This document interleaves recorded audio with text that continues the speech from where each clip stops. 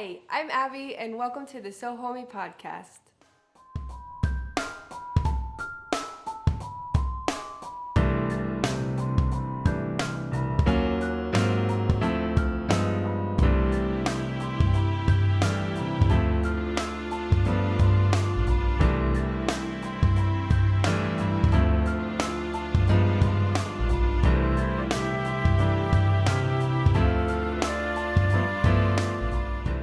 Happy New Year! I guess it's still okay to say that at the end of January. I don't know. Either way, you get extra New Year's wishes from me. I don't think you'll oppose to that. Besides, today's topic is themed around the new year. At the start of the new year, I think it's common for people to look at the past year and start making plans for the new one. I say that because that's something that I do. I'm not really one for making New Year's resolutions, but I do like to take time either the last week of December or the first week of January to sit down by myself in a quiet place for a few hours and I just think. I think about what I want the new year to look like. Are there things that I'd like to do? What are those things I'd like to accomplish? Are there places that I'd like to go? And then I write it all down. And for me, this is key. Once I write it down, I cement that into my brain, and then I'm able to think about the next steps on how to begin accomplishing those in the new year. So this is the journal that I am using this year, and I just wanted to show you a couple of pages out of it. So on the right side, this page, I have all of my goals and intentions for the new year, so for 2024. And then on the left side, I have my year in review for 2023. And what I like to do with this is I like to start on the left side of the page and write down everything that I can think of that I did in 2023 or the year before. And I just started this last year, but I really like this idea because if I were to pick up this journal and read it in the future, I think about what are the things that I would like to remember. And I limit myself to one page, so I have to really think about those things. And this is a really fun exercise because it's just fun to reminisce about the things that I did. Were there places that I got to go? What accomplishments did I make? What struggles were there that I went through? And how did I overcome those? It's just really nice to think about all of those things. And it's also a great exercise to warm up and start writing and start thinking about what I want the new year to look like, because reflecting on the past can really highlight those items that maybe there were some gaps last year that you could improve on this year. And I really like that. And I try to make my goals based off of that. So that's kind of how I start off my year. And like I said, this is only the second year for me to do that. But I wanted to share it with you in case you could use that information. I think it's very helpful and it's something that I really enjoy. And I'm still trying to evolve my journal into something that really suits me and my life. And this is one spread that I absolutely love and will continue to do. And today's video is also about my knitting and crochet intentions for 2024. Now, I'm not going to go through every item line by line from my journal because literally all aspects of my life are included in that, and I wanted to keep it more focused on just the knitting and crochet. So I did make a separate list that is more concise, and if you see me looking down, it's because I have it here on my tablet, and these are the items that I want to take you through today. I wrote these down kind of as they came to me, so they're not necessarily in any particular order, but let's go ahead and get started. The first intention for the year is get more organized. I mean, who can relate? I could apply this to every aspect of my life in all honesty, but like I said, we are keeping this focused on knitting and crochet. So what do I mean by get more organized? Well, I would like my projects and tracking my projects to be much more organized. And last year I started this method of writing down each project as I start them in my journal. and I loved that. So I brought that spread over into this year, and so this is what it looks like. On the right side of the page, I have the titles, projects, beginning, and then finish. So as I start a project, and this is important, I don't write it down until I start it. I write the title of the pattern, who the designer is, and the day that I start it. And then whenever I finish it, I come back and I write the day that I finished it. That way I can keep track of literally every project and know when I started and finished them, and just track how long it took me. This made it super easy for me to film the everything I made in 2023 video, because I logged literally every project that I had, and I didn't have all of them in possession, so that was nice to have a reminder like, oh yeah, you made that and you gifted it to so-and-so, you know. Anyway, so that is the right side of the page, but then the left side of the page I think also makes this a lot of fun, because on that page I have the to-do, that's kind of how I titled that column, and then I have the whips column. I write down all of the projects that I'd like to make on the little sticky tabs, and I'm trying to color code them this year. So knitting is green and crochet is orange. And then I also write knit and crochet. That way I don't forget my color coding. But I would just write the title of the pattern on there. And this is to remind me, okay, this is the project that I would really like to make. And typically I have the yarn already with me, so I can make these items. And the items that you see on these post-its are the items from my winter make list, because these are the projects that I would really like to focus on right now. Once a project is done, I take that little post-it tab, I flip back a couple of pages, and I have a different spread that I have made for these, and I put it in the column corresponding to the month that I finished it.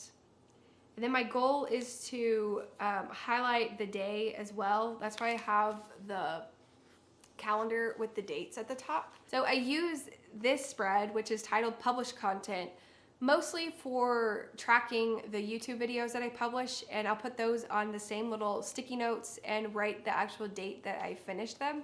And I'll show you last year's, just briefly, just to kind of show you how I used it. But it's really nice to see, you know, just at a glance, wow, I was really busy in September. I finished 2 projects, I uploaded 2 videos. Oh wow, December was really busy. So this just helps me plan better for the future.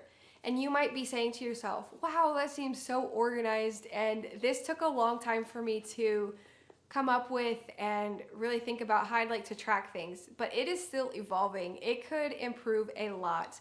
And that's because, if you'll notice, all this project spread does is I have the title and I have who it's by, when I started and when I finished.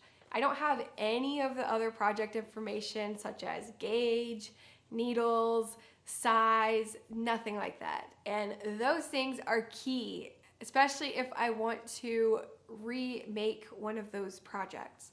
So that's where Get More Organized comes in. I would like to start using Ravelry a lot more. I think it would be easiest to write all that information there. I mean, that's kind of what it's for. And it also gives me one place to go to and one place to share all of those projects. And then if there's any modifications I make, or if you're interested in the yarn or any of those details, and if I forget to tell them to you in a video, then you can just go to my Ravelry page, find that project, and find the information that you're looking for. And that's also useful for me as well. If, like I said, I want to make one of those items again, I can just go back and look at my notes. So that's how I plan to get more organized. This next intention kind of goes hand in hand with the first, but I wanted to bring it out into its own category so I could talk about it a little bit more in depth. So it is take inventory of yarn. And I really need to do this because I have purchased more yarn and I am running out of room. I went through my yarn, I think it was going on 3 years now, because it was when we moved into this place that we currently live. And I had, at the time, when we moved, I obviously put all my yarn in one bin, but I didn't want to just keep it in this plastic bin on the floor. So we purchased new shelving so it made it look a little nicer, and I categorized my yarn by yarn weight and put them in the bins like that. And luckily, I have kept it that way. It hasn't really been disorganized, but they are stuffed full. I can't hardly get anything else in there. I don't remember everything that I have, so I need to just take it all out, go through it, and figure out what I have. And I don't necessarily know what that looks like at the moment. I don't know if I'm going to digitalize my yarn inventory, if I'll just write it on a piece of paper, make a mental note, write down pattern ideas to go with the yarn. I'm not 100% sure what that looks like just yet, but I know that this needs to get done because I need to use up that yarn. It's such a waste just keeping them in bins that I can't even see what's inside of there. And I also need to figure out if there are yarns in there that I have had for so long and if I'm actually going to ever use them, because if I'm not, it's such a waste of space, and I could donate it to some place, somebody where they would get way more use out of it than me. This is something I really need to tackle this year. I just get so cranky every time I look at my little corner because there's just yarn overflowing, and I go in there, I grab something, and it just becomes such a mess. So this needs to happen this year. Next up is intentionally buy yarn. And this might possibly be the hardest one on here, but I want to avoid mindlessly and emotionally buying yarn. I have done that all too often. The Sorella yarn purchase I made a couple of years ago was definitely emotional. I love every single one of them, but I'm just now, 2 years later, starting to use the yarn. And that means that it's just been sitting in a box on the ground because I don't have room in my little bins like I discussed before. So I would really like to avoid that, and I think that yarn is meant to be used. So that's why I want to have patterns in mind whenever I buy yarn. Another thing that I wrote down is buy yarn for new samples. A lot of the times I will use the yarn in my stash to start crocheting something, and then maybe it's a yarn that was discontinued because it's been in my stash for so long, or maybe it's something you can't get here, and so I need to find a new, more accessible yarn for the pattern itself if I'm going to release it. So I'm going to allow myself to buy yarn for that purpose, and that kind of goes with having a pattern in mind as well, but it's slightly different, so I wanted to highlight that one. I have included one exception to this, and that is to buy yarn when I travel. I should probably stick to having a pattern in mind before making a purchase, but no promises. I will not be as strict on myself if I find something that I like when I'm in a new place, because I don't know if I'll get to go back there, and maybe I don't have access to it. For instance, last year I went to Colombia and they had a lot of different yarns that I had never seen before. So I wanted to try them out, and so I brought some back with me. And I just love having souvenirs like that. I think they're a little more memorable because I can make them into something, and every time I see that I can remember the memories of being in that place where I purchased that yarn. So this year I get to go to Peru, and I'm looking so forward to that. And part of the fun of planning a trip is finding yarn stores, so that's a little motivating. And like I said, no promises. I'll probably end up accumulating a lot just from that trip alone, but we will see. But for the most part, I will try to have a reason for the yarn and have a pattern in mind. The next one is to learn something new. And this is very broad, and that's for a reason, because this can develop throughout the year. I can figure out those certain things I'd like to learn. I just think that it is important to stretch your abilities and try something new, because I get stuck in a rut so often just doing the same things over and over, and it gets repetitive, and it's nice and refreshing to start something new. Maybe it's hard at first, but it's such a great feeling once you get over that hump of it just being hard. And once you figure it out, it's just like a game changer. I I have a couple examples for you. So first is try cables. I have never knit those before. I know that you can crochet them as well. I just have to find a pattern. I'm not really sure. I was thinking more along the lines of knit cables. There's a couple of hat patterns that I shared in my winter make list, so that might be how I get my feet wet with cables. Also, another example is new construction methods, and this is for sweaters, cardigans, socks, just all of the above. I have plans to knit the Cinema Sweater by Kika. That's a raglan style sweater. I also want to knit a cardigan, which will be a new construction method for me. I've crocheted a cardigan but never knit one, so that will be interesting in how all of those pieces fit together. And then also with socks, there's a lot of different construction methods for those, whether you go from cuff down, toe up, there's a lot of different heel methods, and I just think that it will be fun and a good challenge for me. I think that I can have a lot of fun with that category. So the next intention I would like to go through with you is to knit more socks. And I only knit 3 pairs of socks last year.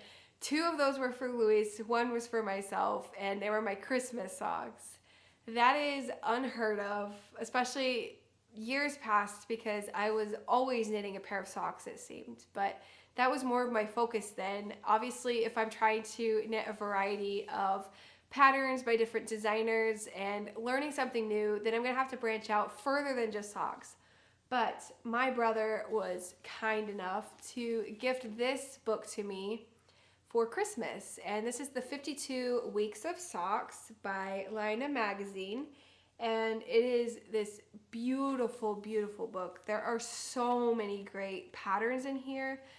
I honestly want to knit like all of them. They're just so pretty. I'm trying to prioritize which ones I would like to make, and I kind of have a list going in my head just based on my sock inventory, or my sock yarn inventory, I should say. But because I have this book, I feel the need to knit more socks this year. So that is another intention of mine for this year. Another intention that I have set for the year is knit and or crochet staple pieces. This is because my wardrobe is severely lacking in a lot of different ways. So I am trying to find patterns that will fill those gaps in my wardrobe. That way I can slowly build a wardrobe that I just absolutely love. And this will also help to keep me focused on what patterns I choose and why. And also that will in turn have an effect on the yarn that I buy. So this kind of just brings a lot of the different intentions that I already mentioned before all together. The last intention that I have written down is to write patterns for all the projects I made in 2023. Now I added this one kind of last minute, but it came about while I was editing my video for everything I made in 2023. I realized the majority of those patterns were projects that I had designed myself, and I feel bad for showing them off and not having anything in return. I don't know if you're actually interested in those items, so if you watch that, please let me know if there are any specific ones that you'd like, but it's something that I want to do, and that's what the original plan was to make those samples and then write the pattern, film a tutorial, and release them all at the same time. I just didn't really focus on that last year, and that's something that I would like to change in 2024. Those are all of my knitting and crochet intentions for 2024. I really enjoyed this. I love the planning process and just getting to think about those things that I would really like to do.